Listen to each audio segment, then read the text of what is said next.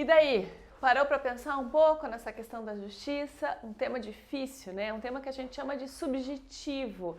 Não tem tantos parâmetros concretos assim para a gente falar sobre a justiça. Por isso que é isso que a gente tem que tentar, tornar esse tema o mais concreto possível.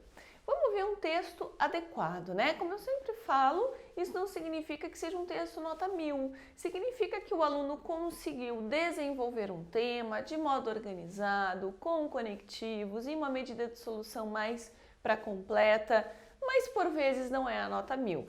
De 800 para cima, com certeza. Os homens apressam-se mais a retribuir um dano do que um benefício, porque a gratidão é um peso e a vingança um prazer. Essa citação de Tácito, historiador grego, é de 100 d.C., mas mesmo alguns séculos e algumas constituições depois continua atual. Nesse cenário é importante ressaltar que o homem ainda confunde justiça com vingança. A justiça retributiva, muito depois da lei de Italião, ainda ganha espaço no Brasil. A diferença entre justiça e vingança é que aquela se ampara única e exclusivamente na lei, enquanto esta é só pautada pela emoção. Hoje, a função da pena não é fazer justiça, a punição pela punição, mas garantir a ordem pública. Então, trouxe uma citação no começo, algo bastante expressivo, né? Entrou um pouquinho na questão da justiça, o debate no texto tem que ser essa questão da vingança, da justiça, talvez essa diferença.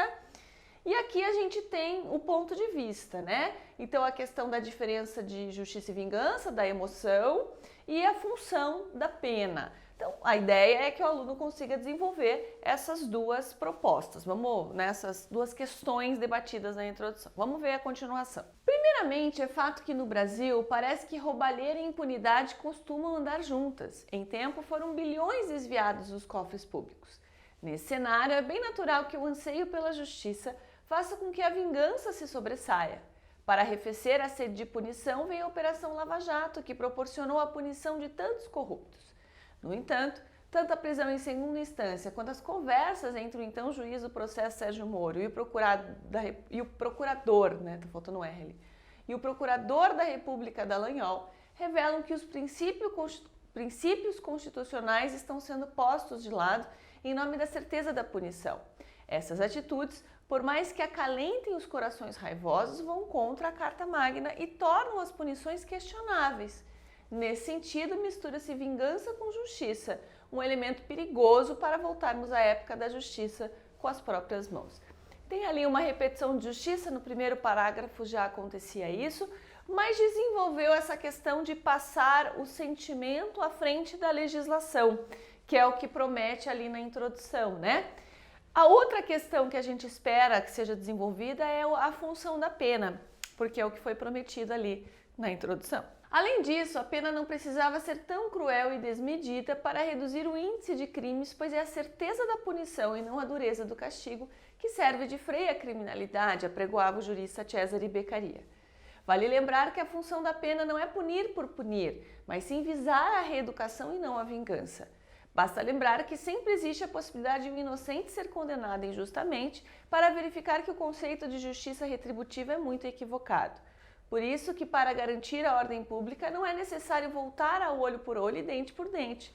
Respeitar as regras e punir na medida já são atitudes que podem mudar o cenário. Perfeito! Desenvolveu ali um pouquinho essa questão da função da pena, que não é vingar-se, mas sim trazer ali um recado para as pessoas, né? Mostrar que aquela pessoa realmente foi punida para que não se volte a cometer crimes, mas não, né, fazer a vingança, retribuir na mesma moeda.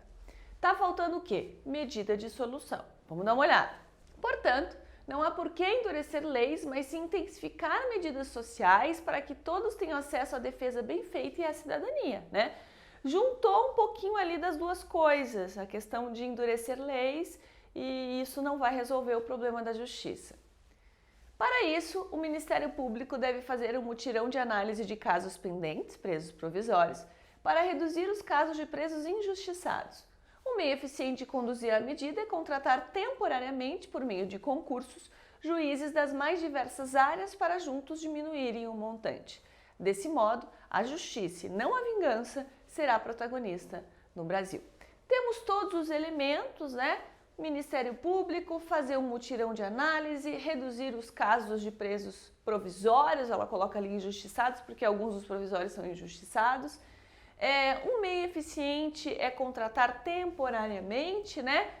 E por meio de concurso seria um detalhe ali do meio. Enfim, uma medida de solução simples, mas bastante completinha. É isso que a gente precisa para a nota 200, certo? Temos aí alguns problemas de linguagem no texto, vocês repararam algumas repetições de palavras, mas um texto ótimo, está dentro dos melhores textos ali de justiça. É isso aí, galera! Agora é a sua vez de desenvolver esse tema tão difícil que é a justiça no Brasil. Até a próxima aula!